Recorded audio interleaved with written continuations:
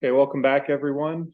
We're going to have a few minutes here to conclude our Fall Symposium. We'll have a little discussion between our two speakers who are present, Grant Kaplan and Tony Godzieba. Unfortunately, Jenny Martin couldn't be with us today given the schedule in Rome. So once we have this conversation, then I'll give a few remarks to close up the symposium.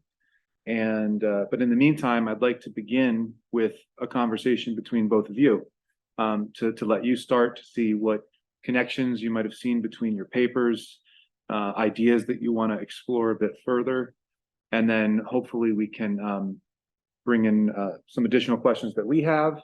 And if there are a couple of minutes at the end, maybe we'll see if the audience can join as well. All right. So I'll leave it to you to start. I don't know, does anyone want to be the first to broach a point?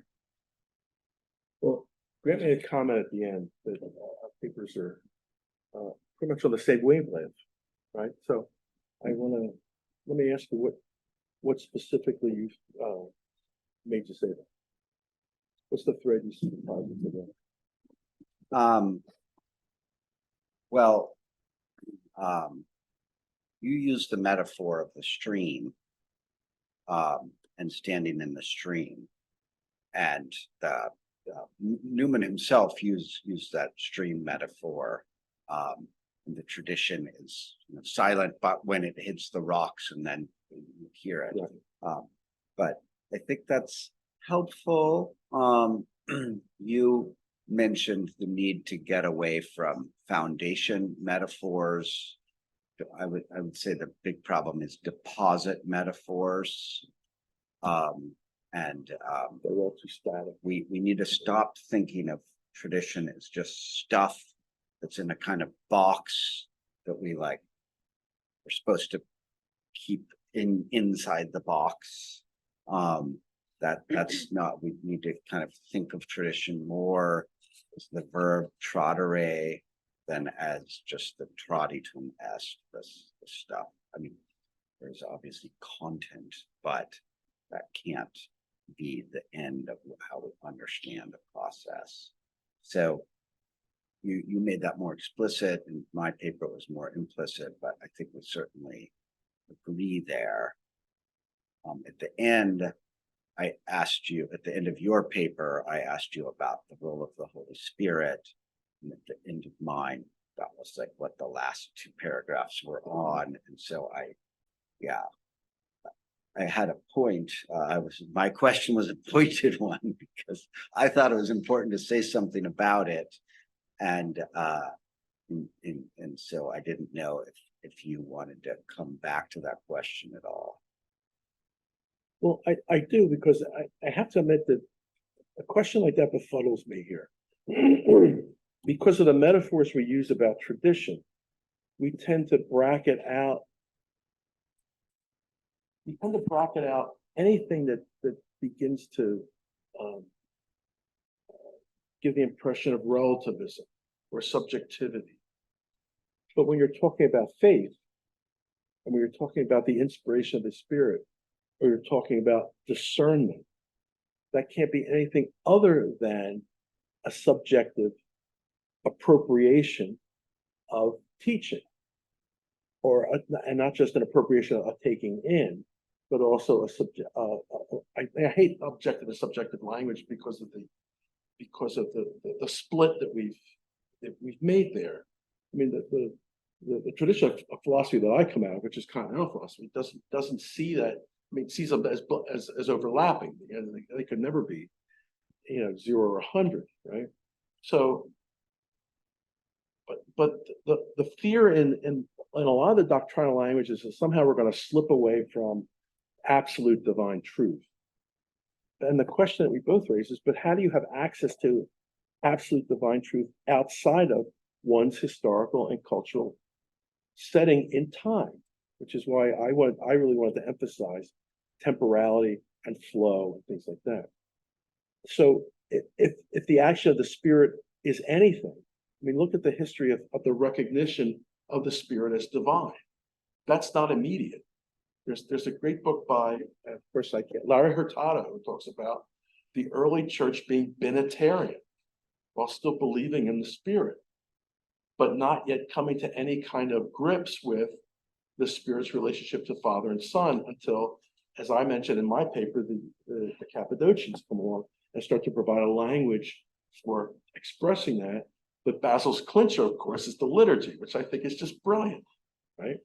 So that's the beginning of the answer, I think, to the Spirit's role here, is to try to talk about discernment and try to articulate that kind of movement that gives us both the backward glance to our origins in Christ, but remember, it's that famous line from Clifford Geertz, and I think it's the interpretation of cultures, where he starts out in his introduction by talking about I think it's a Balinese cab driver, somebody online will probably correct me, who tells Geertz, who's a social anthropologist, about his religious tradition.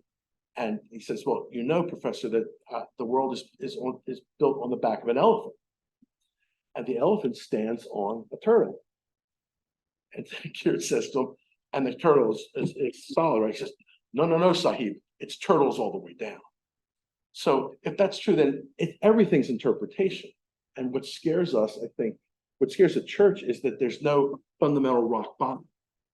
But what happens if the tradition is all layers of interpretation?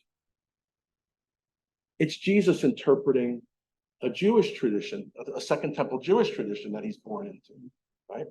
And as a footnote, part of the reason for Matthew's gospel looking the way it does is Jesus and the Pharisaic tradition are duking it out for who has the most authentic understanding of that tradition, right? So I think we could say the same thing of the Spirit helping us to discern, that we're constantly searching for some kind of language that doesn't bottle up the Spirit, but still talks about, a content that we're given. But look how long it took me to explain that. There's just no one catechism answer, I think, that can get you there. All right, well, I have a couple of things I'd like to bring up, and I think Chris Morelli Nins, there certainly are connections between these papers, as you've already discussed. Grant, at the end you mentioned synodality and its definition, and I think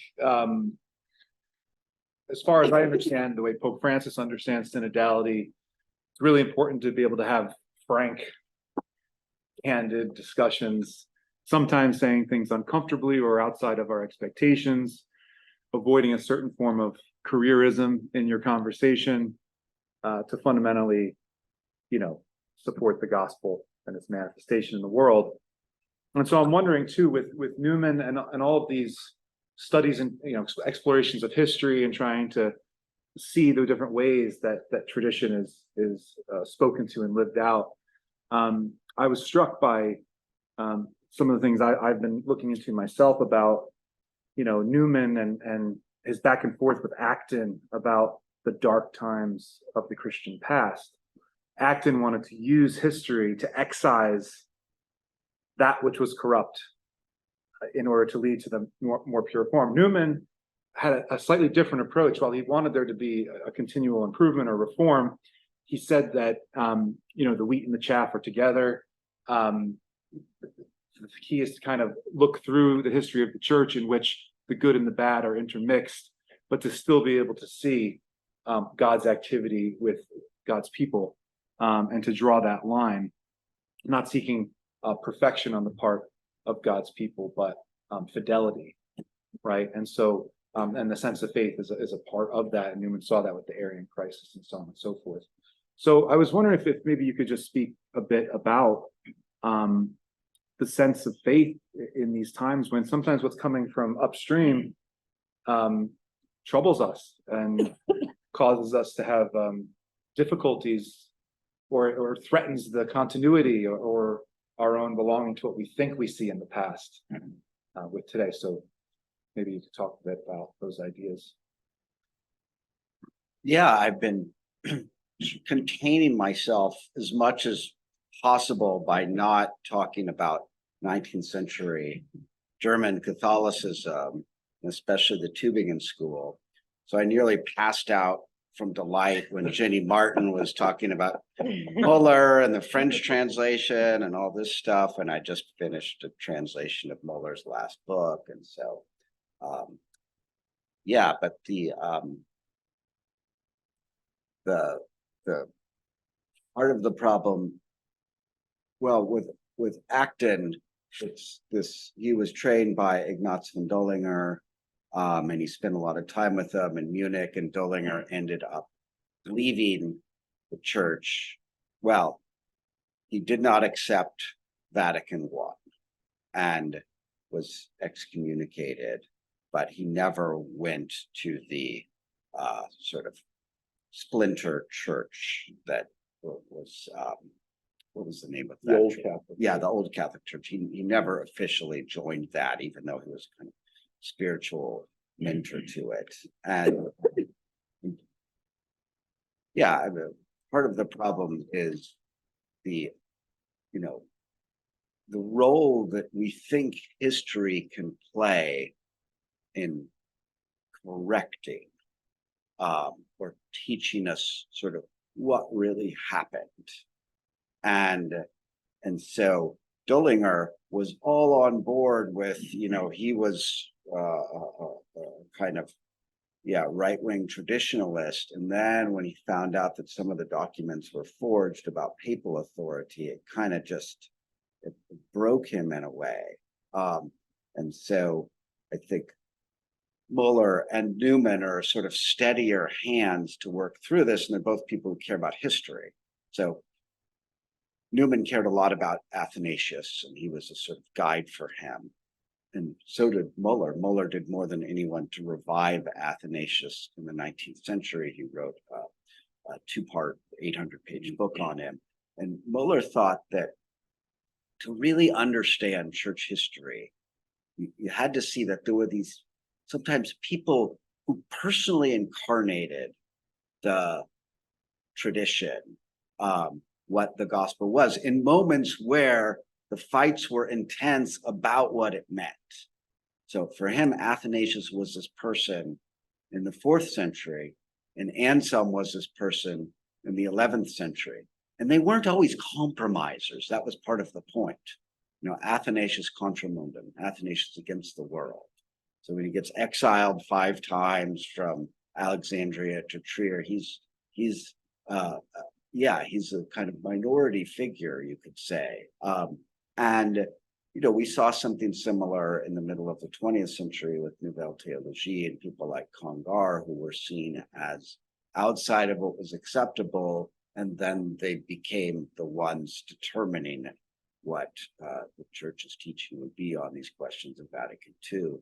And so, but you see different people kind of incarnating this, but you have to sort of learn how to read the history. And when you get deep into it, you get a better sense of how the norming works. You know, it's like if you know Newman really well, let's say you just don't know Newman, and the first book you read about Newman is by Frank Turner, you know, and then the second book you read, it's going to be, well, Turner says this, you know, and so Turner is really, it's still forceful. And as you get deeper into it and you know Newman better, you have a better sense of judgment about, does this sound right? Kind of the instinct. The problem with instinct is that it's understood in too much of a biological sense, but just an instinct.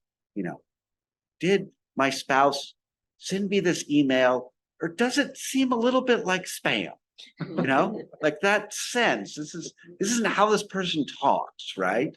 So usually if we click on the spam and infect all of our friends' emails, it's usually because it's someone we don't know at all. We have a better sense of, you know, no, Chris wouldn't send me an email like this. It must be, right? So in that notion of kind of developing a sense, and it's, I mean, I think where Tony and I agree on this point would just be that it's this kind of process that we're continually doing, rather than just a fixed point of a set of rules that we can follow. And now I know for sure. what's true and what's false. I have that, I don't need to use judgment anymore because I have a rule book to tell me. That to me doesn't work as a way to guide us in tradition.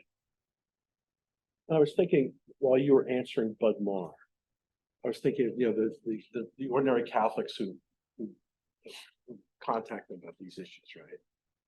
And you can't say to them straight up, well, look, you're basically a fundamentalist, because the attitude that they have toward the church's teaching is really, a 19th century way of just trying to lay the bullet points. I mean, all those theologians who've compared a lot of contemporary Catholicism with the fundamentalist movement in the 19th century, right? So they're absolutely modern in the way they're trying to work out Catholicism, but their modernity actually clashes with what we've tried to identify here.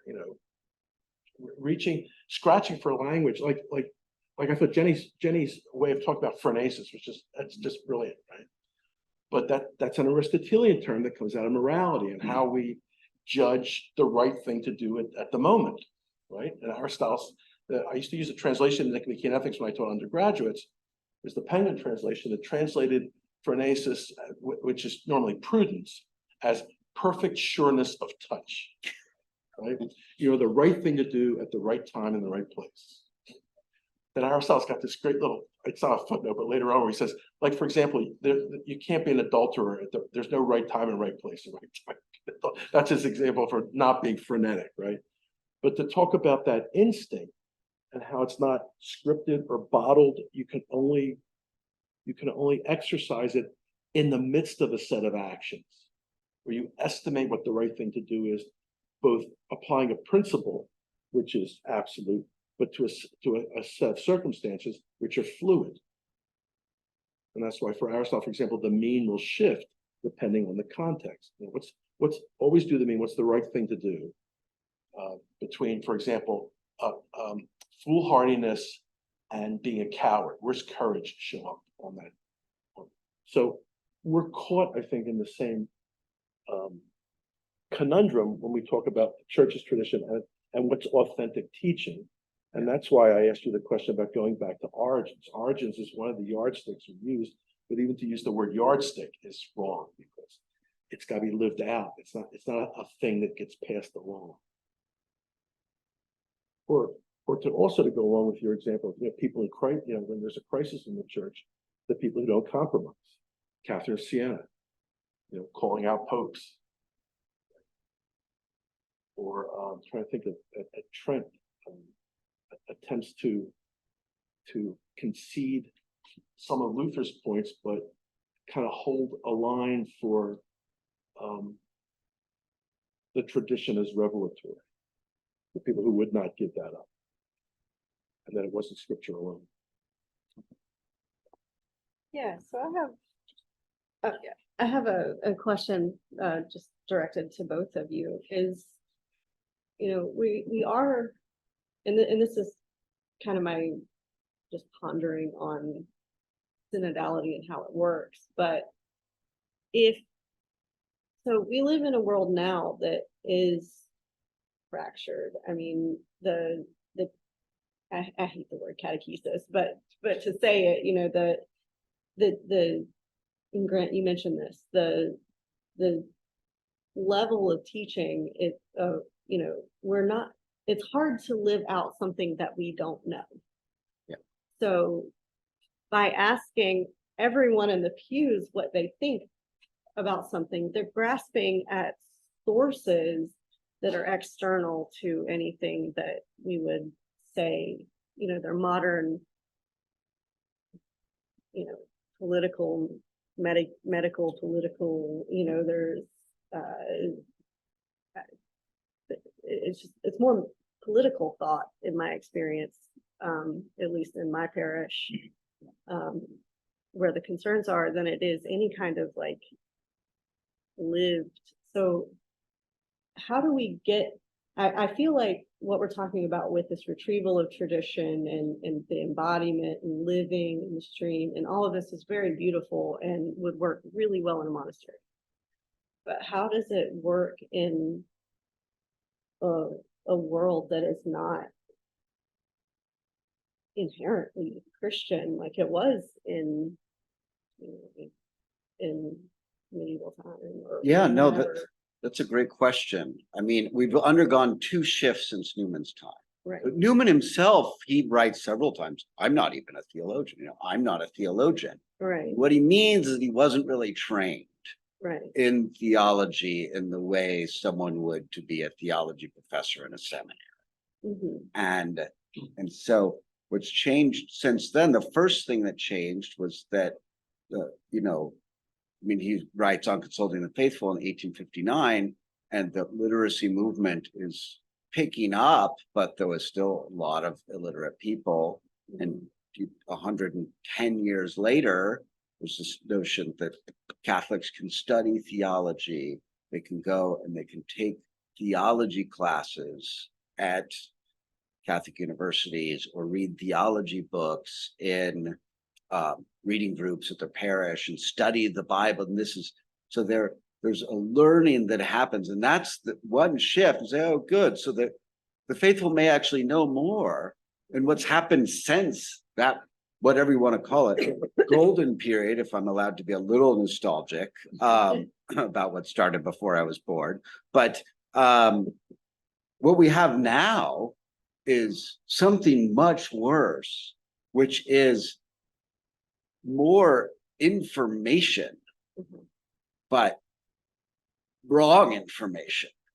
And so the authorities that people turn to get a sense of what the church teaches, they're more diverse, which could be good, but they're also less accurate, mhm. which is your problem, right? That people don't know stuff. And the worst thing than not knowing is knowing the wrong thing and thinking it's the right thing.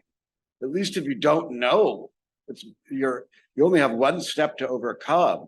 If you know something that's wrong and you're certain of it, then you need to have that deconstructed, and then you need to learn the thing. And so, yeah, it's a real problem. I would say that in the glorious time when nobody knew how to read, right? They did know how to read. Right. Like if you go to the cathedrals, they knew how to read Yeah. the stained glass windows, and we're illiterate in that sense. And there were, they had access to art and statues and stained glass windows and the liturgy, which being in a pre-print culture, they remembered more of what they heard. And it was just in the water too. Yeah. Like it was in the nursery rhymes and the. Yeah. You know. And so in that sense, they might have had a kind of discerning palate and judgment. And just in the way now, I mean, there's people here on Zoom who have been to these things or in attendance who've been to these things and know something and took a course on Newman and could say, well, that doesn't seem to pass the sniff test, what we're saying, and have that sense.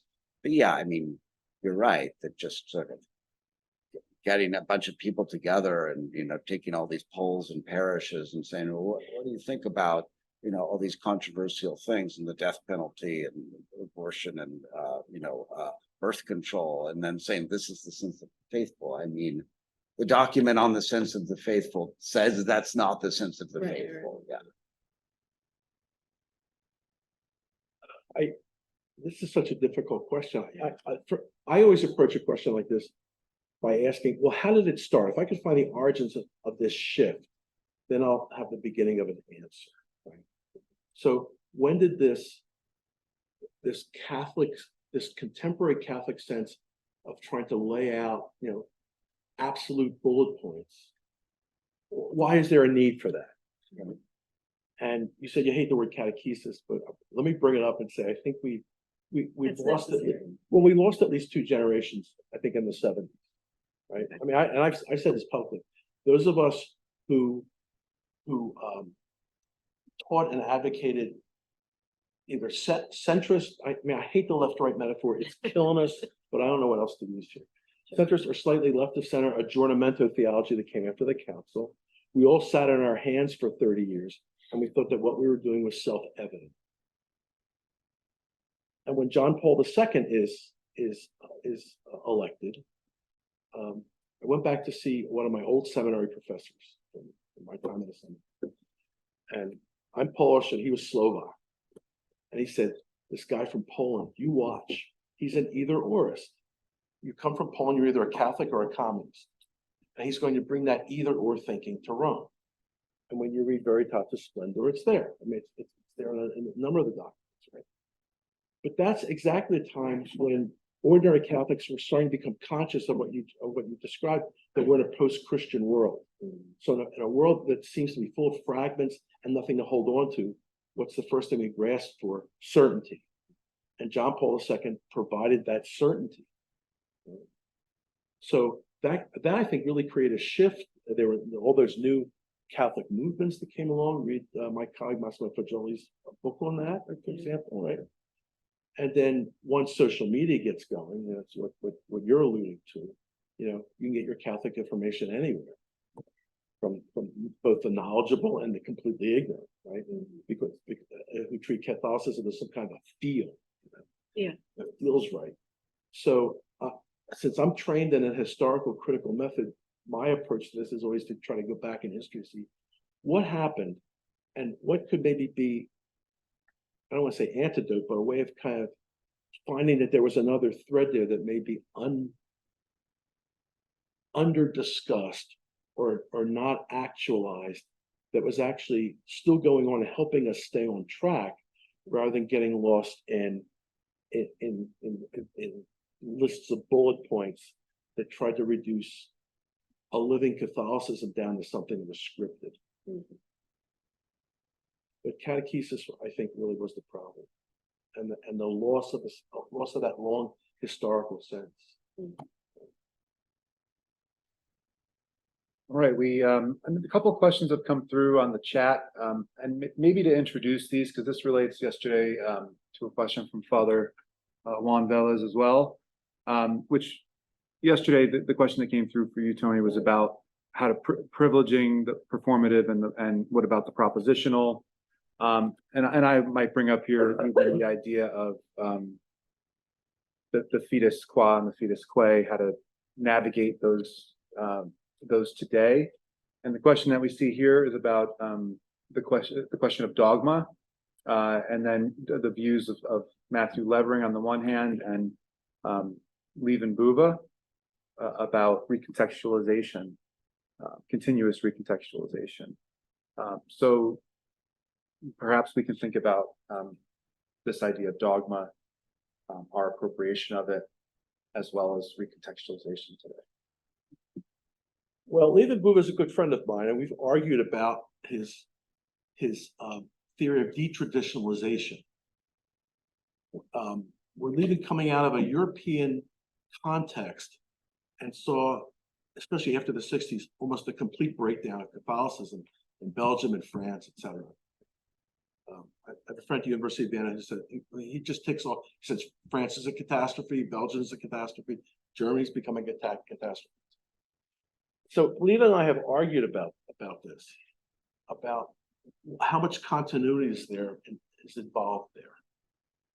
Lieven has a nice small book where he talks about the open narrative and how Catholicism is this open narrative, and you can trace that openness back to Jesus, who not only opens us to the grace of the Father, right, but opens our own stories to be included in the story of the kingdom of God. That the kind of closure that Jesus was pushing back against what I would call like the Jewish religious establishment, right, in Jerusalem. Jesus is always opting for this openness. But the way Lieven describes it, it seems like you can have all these ruptures, fragments that never really do come together. And my use of Hans-Georg Gadamer's work in Truth and Method is a way to try to articulate what keeps that continuity going. There's got to be some family resemblance between the way I practice discipleship and the way the disciples practiced discipleship. Right? But there's got to be some thread that my dissertation topic was the German philosopher and theologian Bernhard Welter. And Welter had this really nice metaphor where he says, I need to look back to the origins of this church and see at least a little bit of my reflection in what's happening back there. So I've always kept that in mind in looking for a theological language to talk about that continuity. So someone like Matthew Levering, for example, will, I think, overemphasize that kind of continuity and unchangeability. I don't know what the motive for that is. I'm always guessing it's that quest for some kind of certainty. What Liebenbuva describes sometimes looks like a recipe for falling off the rails, although I think it's actually genuine and authentic, and I think he's right about the role of context within tradition. But I would like a way of talking about that kind of continuity that doesn't scare the bejabbers out of everybody, because we do live in a fragmented world. So what role does dogma play? Dogma, we were always taught, only comes at the end of a long traditional discussion. How long did it take for the Immaculate Conception to be discussed? Or my example of the role of the Spirit in the Trinity. How many centuries did that take before it could kind of settle down? So do we need doctrines and dogmas? Sure, because they are articulations of our deepest understanding of the faith there. Theology has two tasks. One comes out of 1 Peter 3. Always be ready to give an apologia, a rational defense for your hope. And that's like on the spot when people ask, why are you a Christian? Then there's a longer term task, faith-seeking understanding from Anselm, right? We're constantly exploring all those implications. So I think that what's being asked here, dogma is one of those ways of trying to come to the long-term implications. But of course, when we have dogmas, that thinking doesn't stop, right? The Immaculate Conception doesn't stop, when it's defined. Look at how the role of Mary has changed, especially with all the work of feminist theologians, and putting and seeing Mary's centrality as the first disciple. So I think there's a role for those propositional articulations, but I think they're only a way station to a future that keeps expanding in that open narrative. Thank you. Grant, did you want to jump in? Yeah, I mean, I sympathize with what Matt Levering says, and I think Buva maybe gives away too much. And I would opt for, I would also opt for Gadamer here. There have been some people who've looked at Gadamer and Newman together and seen, like, did Gadamer maybe read Newman, and what could be the connection here? There's mentioned that book by Michael Zewald on development, and the first chapter of the book is just what is a dogma. What he does very effectively is show how the Catholic Church has actually said different things about what a dogma is. So even if you really believe in dogmas, it's still like what this is isn't always clear, hasn't always been clear.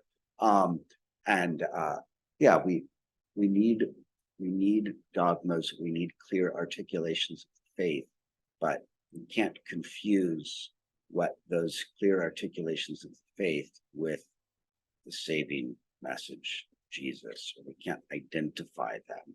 They are meant to, as pointers to help us understand better. And we definitely need those pointers, and the church teaching arises to kind of clarify confusion.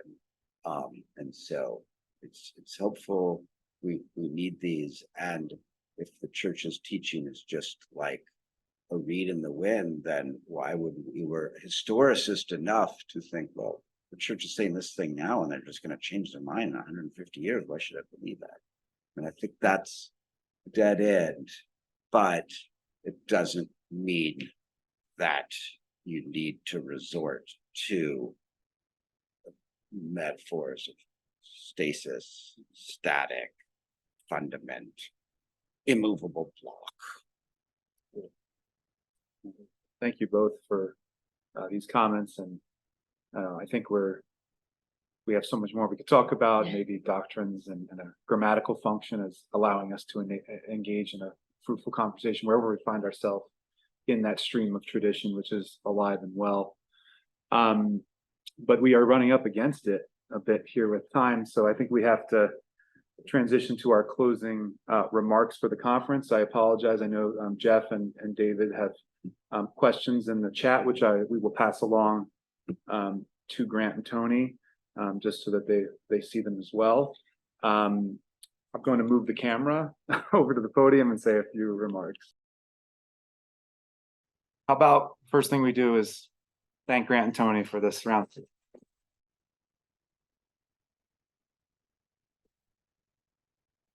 It's such a distinct privilege to be able to be a part of these events, to explore these topics together. We went a little bit with a wide umbrella, tradition development, synodality this year, but we also thought it might lead to some important discussions that could have such a wide scope and allow us all to grow in consequence. So again, thank you to everyone who participated in Newman and the Sensus Fidei, tradition development synodality. I just want to offer some final words of gratitude as we conclude our time together. Of course, I'd like to thank the NIN's Board of Trustees, Mrs. Catherine Ryan, Father Drew Morgan, and Dr. Ken Parker.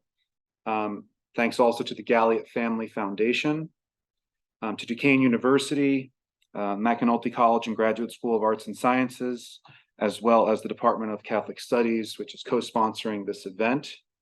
I want to say another thanks to the NIN staff for their efforts to make all of this happen, especially our office staff who are still busy doing things for this event. So thank you as well. And finally, to all of our guests, both here at the Institute and through Zoom, and to the speakers again also. So I just want to also point out that there's much more information about the work of NINs at newmanstudies.org. We'll be having a symposium in the spring and March on Newman poetics and mysticism. So please sign up for our newsletter and you'll get information about that event. We are hoping to feature the papers from this symposium in upcoming issues of the Newman Studies Journal, and possibly even a special issue if it works out, celebrating the 10th anniversary of Sensus Fidei in the life of the Church. And there'll be a new edition of the Newman Studies Journal coming out in the next couple of months. So please be on the lookout for that. I encourage everyone to visit the resources of our digital collections, which can also be found through our website and some of the amazing work that we are doing. And again, last but not least, again, just generally speaking, thank you all, and I wish you the very best.